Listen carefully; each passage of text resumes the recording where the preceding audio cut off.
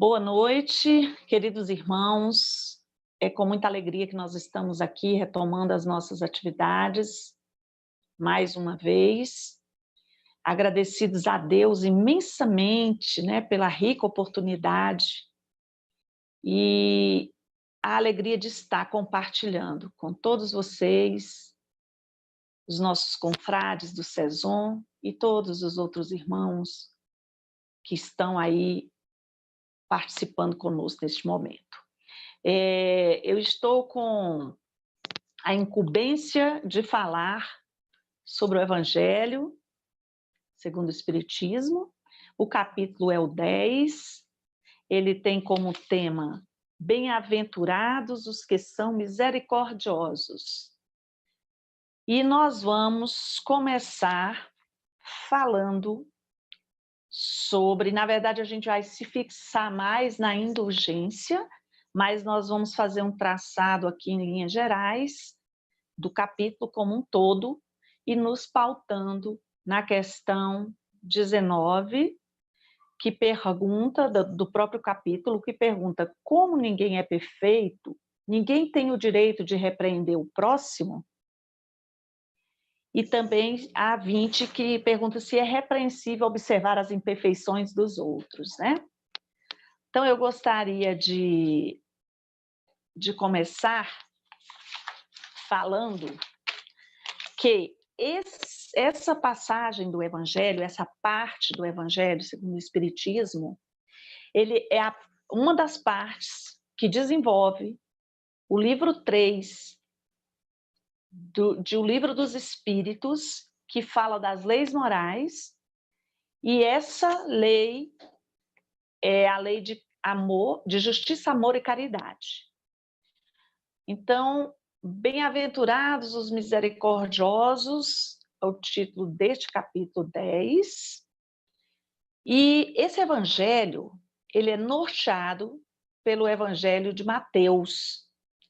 Então, como a gente estava falando, o evangelho que é citado nesse capítulo de O Evangelho segundo o Espiritismo é o Evangelho de Mateus, em várias passagens. Começa no capítulo 5, o versículo 7, o capítulo 6, versículo 14 e 15, capítulo 18, versículos 15, 21 e 22. E a gente ainda vai ter mais passagens aí, mas é só para a gente ter um norte, quem quiser checar o próprio texto bíblico ou o Novo Testamento.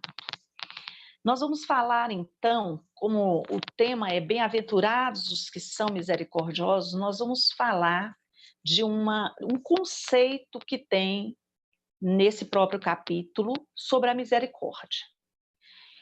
Os Espíritos vêm nos dizer que a misericórdia é o complemento da doçura, pois aquele que não é misericordioso não poderia ser dócil e pacífico. A misericórdia, em que consiste a misericórdia? A misericórdia, ela consiste no esquecimento e no perdão das ofensas. Nós vamos conversando um pouco e até nós chegarmos lá para falar sobre a questão em si que foi colocada do direito de se repreender, né, aos outros, a outrem, e estar visualizando as imperfeições, nós vamos fazer esse caminho aqui porque tem a ver com a misericórdia, né, que cada um de nós precisa desenvolver. Então,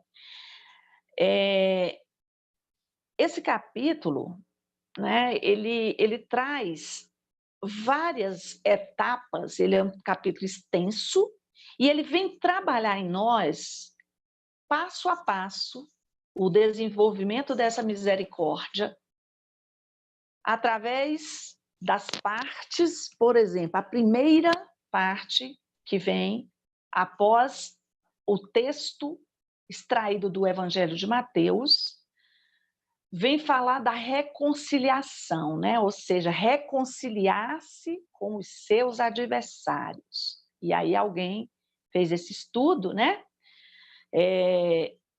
O que diz nessa passagem, né? Do reconciliar-se com os nossos adversários? Traz o lembrete de que a reconciliação, ela precisa ser enquanto nós estamos a caminho, enquanto nós estamos vivendo juntos, enquanto nós estamos com a oportunidade rica da convivência. Por quê? Porque nós sabemos, como espíritos eternos, que as convivências elas vão se repetindo, nós vamos mudando às vezes de posição nos reencontros, mas os objetivos são o mesmo: evolução espiritual, evolução moral, ajuste com aqueles com os quais nós adquirimos dívidas, não fomos o suficientemente misericordiosos, e aí nós estamos hoje, nessa encarnação, convivendo com os nossos grupos, quer sejam os familiares desta família mais estreita, nos vínculos de sangue ou não, com os amigos, aqueles mais próximos, nos nossos locais de trabalho, e também como cristãos e espíritas nós estamos nas nossas atividades religiosas, também na convivência, né? Então a gente sabe que está com aqueles com os quais nós precisamos nos resolver. E para isso nós precisamos, então, viver o melhor possível, aproveitar todas as oportunidades, né? Então, depois ele vem falar, o capítulo traz o sacrifício mais agradável a Deus, né? Qual é o sacrifício mais agradável a Deus? E aí, nessa passagem, Mateus traz para nós a fala de Jesus, que quando a gente for oferecer alguma coisa para Deus, quando a gente vai conversar com Deus, quando nós estamos com a disponibilidade de nos conectarmos com Deus, há necessidade de que a gente esteja com o coração livre, liberto. Nós precisamos, então, se tivermos ainda alguma aresta a apontar, ainda alguma indisposição a resolver com qualquer que seja dos nossos irmãos de caminhada, que nós estejamos, então, deixando a oferta no altar e retornando, enquanto estamos a caminho com esses irmãos, para o nosso reajuste. Depois que resolvermos essas pendências, aí sim nós estamos prontos para oferecermos algo a Deus, nosso Pai infinito. E aí, também, ainda dando continuidade, vem a parte que fala o cisco e a trave no olho. Mateus, né, mais uma vez, no capítulo 7 agora, versículo 3, 4 e 5, dizendo para nós que Jesus, no Sermão do Monte, onde estavam todas aquelas criaturas sedentas de informação, sedentas de consolo, sedentas de uma palavra, sedentas de amor, diz que nós não devemos enxergar o cisco no olho do nosso irmão se há no nosso uma trave. Ele está dizendo para nós que nós não estamos em condição de apontar, portanto, algo que não esteja, do nosso ponto de vista, em comum acordo com o nosso irmão, uma vez que nós estamos aqui, reencarnados neste planeta, todos passando pela mesma situação, com as mesmas dificuldades. Nós estamos todos juntos, nas mesmas dificuldades, vivenciando as mesmas oportunidades e com todas as possibilidades de que precisamos, pela graça de Deus, para nos recuperarmos, para nos reformarmos, para nos reinventarmos como seres eternos que somos. E aí uma outra passagem que também compõe o capítulo é o não julgueis para não serdes julgados. Então a gente está notando que vem um passo a passo, ou seja, um manual explicando como é que deve ser o nosso comportamento para que nós tenhamos a condição de realmente resolver aquilo que viemos resolver aqui, com todas as possibilidades dadas por Deus. E nós, os espíritas, sabemos disso, porque nós estudamos o Evangelho diuturnamente. Essas palestras públicas que nós fazemos, a base geral das palestras são o Evangelho, é o Evangelho do Mestre Jesus. Nós trabalhamos dia e noite com o Novo Testamento, porque é a partir de Jesus que nos apresenta Deus como um Pai de infinita bondade e misericórdia, que nós começamos a ver que a misericórdia de Deus, para nós, ela é imensa e que nós precisamos, por isso, sermos misericordiosos com os nossos irmãos também. Então, o não julgueis para não ser julgados também traz a passagem de Jesus que diz que aquele que não tiver pecado, atire a primeira pedra. E quantas vezes, queridos irmãos, nós nos esquecemos disso? Porque o Evangelho de Jesus, ele tem que ser vivenciado. Ele tem que fazer parte do nosso dia a dia, a nossa ação. Hoje eu postei uma mensagem maravilhosa do Chico, né? De uma das obras do Chico, em que fala para nós, essa mensagem fala para nós, o tanto que nós precisamos agradecer a Deus e prestar atenção no movimento da vida, porque nós estamos nos beneficiando às 24 horas do nosso dia, os 7 dias da semana, os 30 dias do mês ou 31, os 365 dias do ano, uma encarnação inteira. E nós estamos vivendo de encarnação em encarnação e ainda com as mesmas dificuldades morais. Então, quando nós não podemos apontar o dedo para o nosso irmão, é porque nós temos mais dedos apontados para nós, no sentido de que nós ainda estamos vendo no nosso irmão aquilo que não vemos em nós. E, portanto, o nosso, vou colocar a palavra problema, mas a nossa situação, ela está um pouco pior do que a do nosso irmão. Porque além de nós não estarmos cuidando de nós mesmos, fazendo essa reflexão sobre os nossos próprios comportamentos, nós ainda estamos muitas das vezes interferindo. Nós estamos ferindo mesmo com a fala, com a palavra ou com o gesto, por conta das atitudes dos nossos irmãos. E aí vem falar aqui daquela passagem da mulher adúltera, que a gente acha um absurdo, né? Condenar, era a lei, fazia parte da lei. E Jesus não condena aquilo que está na lei. Mas ele diz para aquelas pessoas e diz para nós hoje. Quando a gente for apontar o erro do nosso irmão, quando a gente for fazer a crítica, quando nós estivermos fazendo comentários, simplesmente para massagear os nossos egos, apontando ou tornando evidente as dificuldades ainda dos nossos irmãos, a gente lembrar que aquelas pessoas, nenhuma delas atirou a pedra. Por quê? A lei não mandava atirar a pedra? Mas cada um, com a sua consciência, magnetizado pelo Cristo naquele momento, entendeu que os erros nossos são os erros também dos nossos irmãos. E se eles agem assim, nós também agimos de outras formas, às vezes até muito piores, né, do que as deles.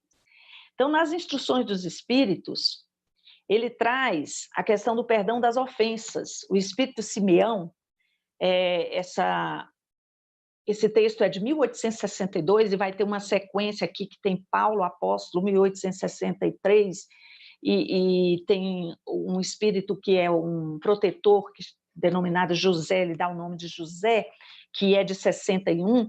Então, são 3 mensagens que vão falar disso, dos perdão das ofensas.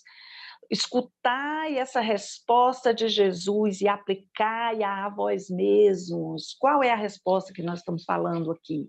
A resposta de atire a primeira pedra aquele que não tiver pecado. Aí Paulo, o apóstolo Paulo, vem falar, perdoar os inimigos é pedir perdão para si mesmo. Perdoar os amigos é dar-lhes uma prova de amizade. Agora, perdoar as ofensas é mostrar que se está tornando melhor a cada dia. E essa fala do apóstolo Paulo vem para os espíritas. Vem também a indulgência, que é o espírito protetor José que traz para nós, a indulgência como um sentimento dócil e fraternal. E a indulgência, não ver os defeitos do outro, ou se vê, evita falar deles ou neles, divulgá-los. E se a malevolência os descobre, sempre tem uma desculpa pronta para atenuá-los. Queridos irmãos, quando nós não somos indulgentes, nós somos malevolentes. E a nossa responsabilidade como cristão, como espíritas, que são a mesma coisa, é, estando com os ensinamentos do Cristo, tornar a nossa vida essa prática, que as nossas ações, as nossas posições, os nossos comentários sejam pautados nos ensinamentos do Mestre Jesus. E aí vem a questão que vai dizer, como ninguém é perfeito, ninguém tem o direito de repreender o próximo, a resposta que vem dos Espíritos para nós é seguramente não. Uma vez que cada um deve trabalhar pelo progresso de todos e, sobretudo, daqueles cuja tutela vos é confiada. Mas é uma razão de fazê-lo com moderação, para um fim útil e não pelo prazer de denegrir. Nesse último caso, a censura é uma maldade, e nós sabemos muito bem o que é o bem e o mal.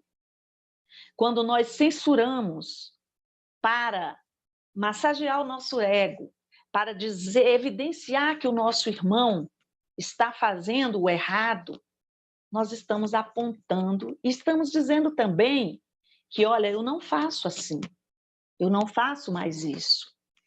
Ele ainda está errando, né? E como que nós estamos equivocados? Porque se nós ainda estamos apontando, é porque nós enxergamos, e nós só enxergamos aquilo de que nós nos apropriamos, do que temos conhecimento, do que sentimos.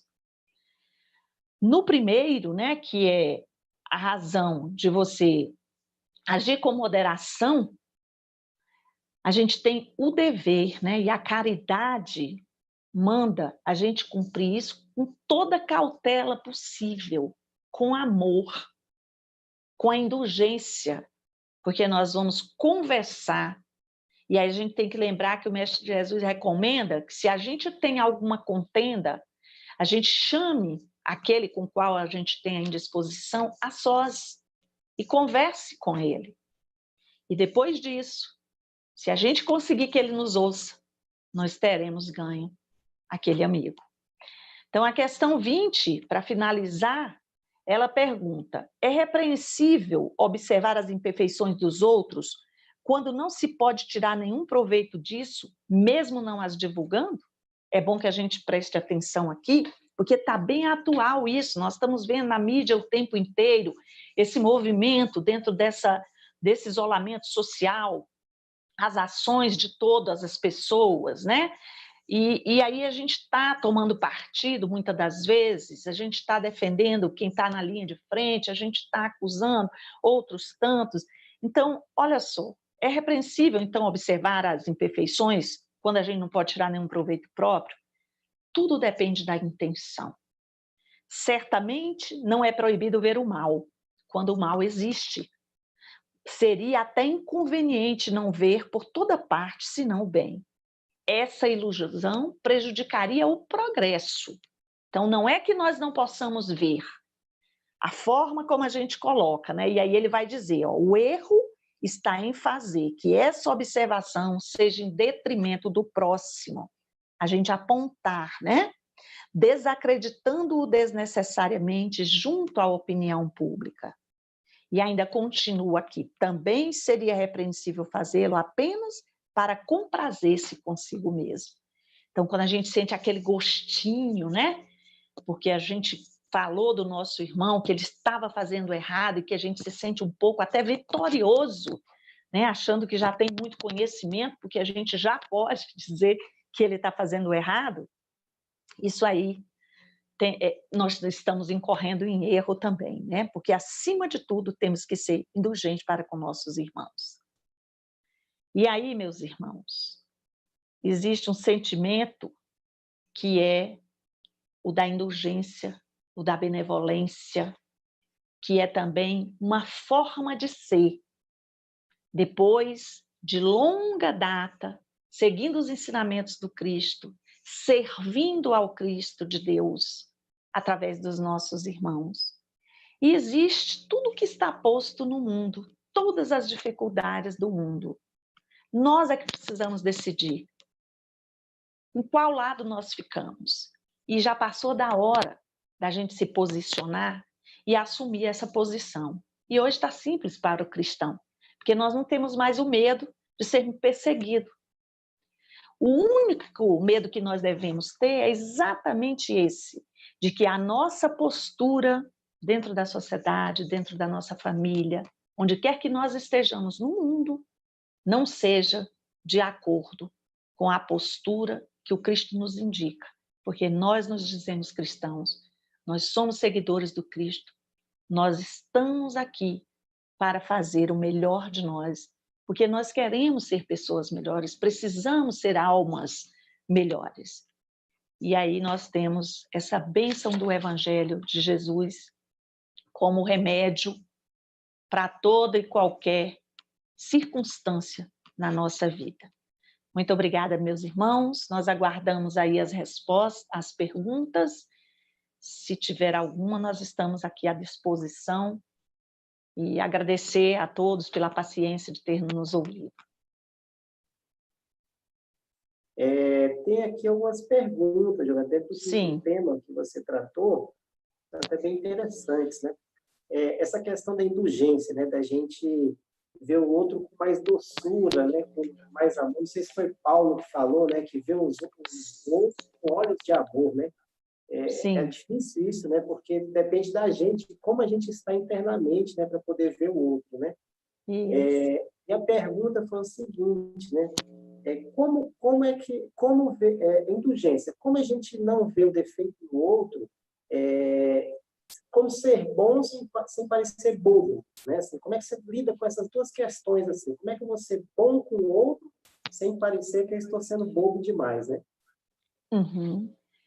Cleita, é interessante, né? Essa pergunta, ela é muito pertinente, porque no mundo que a gente vive, a gente tem uma competitividade. Então, a impressão que a gente tem é que nós estamos disputando espaço ao tempo todo com todas as pessoas. Queridos irmãos, nós somos cristãos. O cristão se diferencia pela forma como ele trata os demais, quer sejam cristãos ou não. A grande marca de Jesus é o amor. E nós precisamos desenvolver o amor incondicional do Mestre Jesus. Então, se nós ainda estamos dando conta de ver os defeitos dos outros, é porque nós não estamos olhando para nós mesmos. Dada essa dificuldade que nós temos aqui na Terra, na questão da materialidade terrena, de estarmos vinculados exatamente para fora de nós, né? Nós estarmos buscando no outro a resolução dos problemas, nós estarmos buscando no outro a nossa felicidade. O Cleito fez uma colocação, porque estar bem por dentro conosco significa ver o mundo melhor, ver o mundo de uma maneira, ou seja, da maneira que ele realmente é. Uma bênção divina, criação de Deus, todas as coisas são criação de Deus e perfeitas, inclusive nós. Nós acordamos e porque o sol está muito quente nessa época e está frio, nós preferimos ver o frio, que é doedor e que incomoda, ao ver o sol que nutre, que vai fazer com que as plantas produzam mais e que nós tenhamos mais saúde. Então, olha como é que nós ainda estamos, como é que pessoas nesse nível de capacitação ainda, de introspecção do ego, né, de vivenciar, olhando muito para o nosso umbigo, podemos ter o direito de julgar. Faz parte da lei também, não julgar. Está nos 10 mandamentos trazidos por Moisés. E Jesus não vem modificar a lei, mas ele traz esse caminho de amor. Então, a alternativa é que nós estejamos, todas as vezes que a gente queira observar o mal ou o erro em alguém, a gente pense, o que Jesus faria aqui nesta hora? E aí nós vamos ter todas as respostas no seu Evangelho, que é um verdadeiro manual da vida. E aí a gente abre o Evangelho. O nosso remédio é o Evangelho, como eu havia dito antes. Muito bom, até porque no Livro dos Espíritos, né, a questão, se eu não me engano, 625, pergunta, né, qual o guia, o modelo mais perfeito que a gente tem, né? E é Jesus, Exatamente. né? Então, ele é o modelo, né? E o guia, né? E é ele que a gente tem que seguir, né? A Alessandra faz a seguinte pergunta, né? Como é que eu vou lidar com as críticas sem desestabilizar a nós mesmos, né? Como nos manter em pé perante a crítica, né? Novamente, nós vamos voltar a falar sobre o mestre dos mestres, sobre o guia e modelo da humanidade, porque Jesus, ele é o Salvador. Jesus, ele cuida deste planeta e de cada um de nós como governador do orbe, todo o tempo em que nós estamos em vigília ou não. Então, se nós temos o Mestre Jesus, se nós fortalecermos a nossa fé através da oração, leitura do Evangelho, nós vamos conseguir, a gente já vai ter o remédio para isso. Nós precisamos viver o Evangelho de Jesus. Nós somos pessoas no mundo, como está no próprio Evangelho.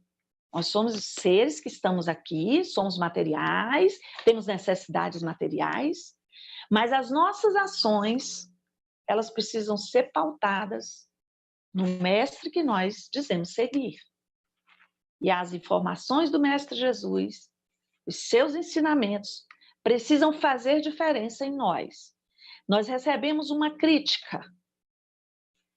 Qual é o exercício do cristão ao receber a crítica? Primeiro, a gente precisa ver que a crítica vem de alguém e que esse alguém é um irmão nosso e que ele também tem dificuldades como nós também temos e que aquele dia pode não ser um dia bom para ele, como não foi para mim por algum outro motivo, ou possivelmente não vai ser porque eu já estou me antecipando e pensando no restante do dia, sendo que acabei de acordar. Então, o exercício é esse mesmo, é o autoconhecimento. Nós devemos fazer diariamente uma reflexão que nos é estimulada por Santo Agostinho. Ele tem um texto extenso no Evangelho que diz que no final de cada dia nós devemos fazer uma retrospecção daquilo que foi feito e observar o que a gente fez de bom. Então vamos repetir no dia seguinte. E o que a gente fez que não foi muito bom? Então vamos evitar. Nós vamos saber no dia seguinte o que é que a gente tem que trabalhar mais. Então é essa a receita. A receita é Jesus, Jesus e Jesus, sempre. É como o Emmanuel falou para o Chico, né, Giovana? Disciplina, disciplina, disciplina, né? Ou seja, a gente tem Sim. Como a gente tem disciplina, às vezes, para estudar para um concurso, disciplina para o emprego, disciplina para fazer alguma atividade, né? Para juntar um dinheiro, disciplina em vários sentidos, a gente tem disciplina também para a parte moral, né? Eu tenho que me disciplinar moralmente, né? Assim, repetir, né? Repetir Se eu sei que eu não posso falar mal do outro, todo dia eu falo, né, eu tenho que tentar, assim, Uhum. a cada dia, falar, hoje eu não vou falar, hoje eu não vou falar, Sim. vou fazer essa disciplina, né, até eu ir completando 7 dias, 10 dias, 30 dias, e vai Isso. introjetando na gente nessa questão, né? Porque é questão de hábito, né? Desenvolver hábitos, bons hábitos, né? E aí a gente começa a prestar atenção, Cleiton, no nosso. Como é que a gente fica quando a gente se abstém de fazer aquilo que todo dia a gente fazia? Como é que fica o nosso organismo? Qual é a sensação que a gente tem?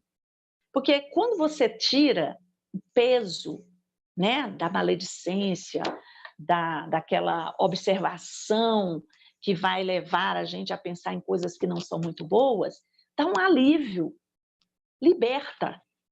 E aí a gente se sente bem. Então, eu quero sentir essa sensação amanhã de novo. Então, crio o hábito e aí a oração, ela é a via. Por quê? Porque quando nós estamos deixando que a gente se afogue no mundo, literalmente, a gente precisa ter um salvador, não é? Então, nós vamos à oração. E a oração, imediatamente, nós vamos ser acolhidos pelo Mestre Jesus e vamos nos lembrar das nossas responsabilidades e das nossas próprias necessidades. Isso mesmo. Até voltando naquela questão que você falou sobre o a gente tentar se melhorar, né? Assim, quando a gente se melhora por dentro, a gente não vê tanto defeito no outro, né? Você acha que hoje, né, a impulsividade de querer fazer as coisas na hora, a ansiedade, o querer ter razão nas coisas, né? Às vezes a gente quer sempre ter a última palavra, né?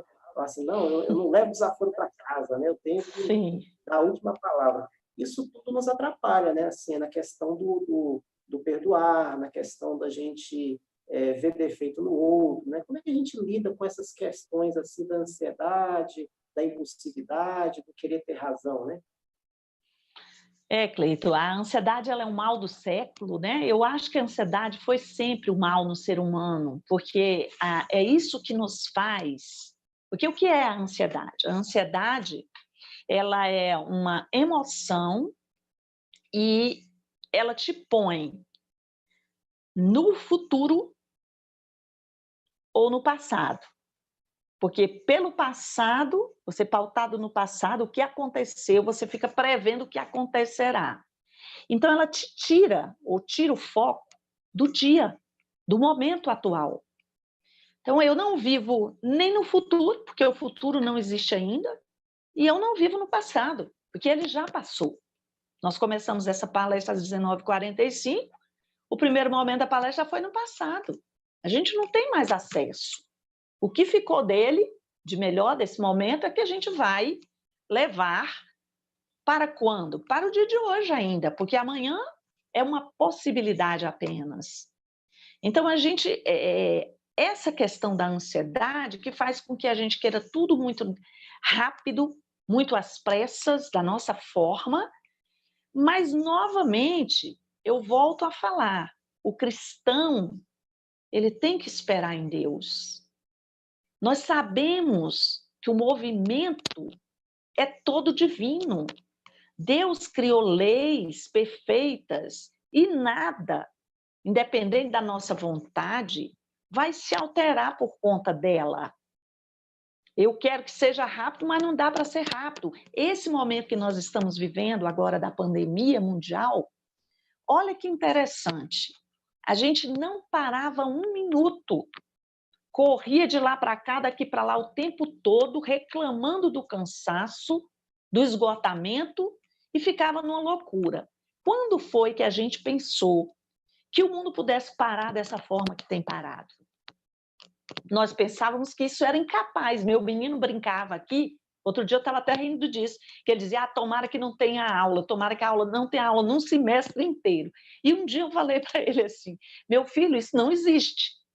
Não demorou 2 meses depois que a gente tinha conversado sobre isso, aconteceu, passou a existir. Então, para que a pressa? E aí a gente faz uma brincadeira, para que a pressa se a gente vai morrer de qualquer jeito? Correr para chegar na morte e não chegar bem?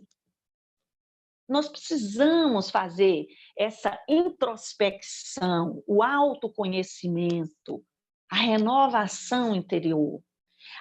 Hoje nós estamos muito voltados à busca por técnicas e por profissionais que nos ajudem a fazer isso. E há inúmeros profissionais e muita gente trabalhando gratuitamente para conduzir, porque aí vem a questão da meditação, que a gente pensava que tinha que ser aquela coisa que você ficava lá ouvindo um zoom e tal, e aquilo fazia era te estressar, para quem é ansioso, né, estressado, faz estressar.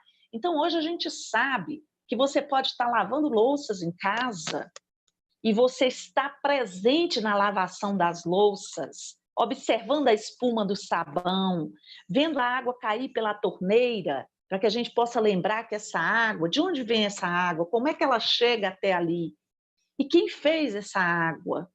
Então, olha como é que é importante, a gente está com a nossa família, está presente com a nossa família, a gente está no nosso trabalho, está presente no nosso trabalho. Cada coisa que a gente vai fazer, a gente pode ter esse movimento de estar presente, e o estar presente diminui o nível de ansiedade e diminui essa antecipação pelas coisas. E agora a gente já entendeu que nós não somos mesmo fazedores do acontecer, porque agora a gente está fazendo o que dá para fazer na hora que dá para fazer, porque até lei tem para nos impedir de ir e vir por necessidade de saúde. Então, essa é a minha mensagem, eu espero que tenha aí suprido as necessidades, né, de alguns dos nossos irmãos, mas principalmente as nossas que estamos mais próximos aqui da nossa boca, ouvindo, né, a nossa própria fala.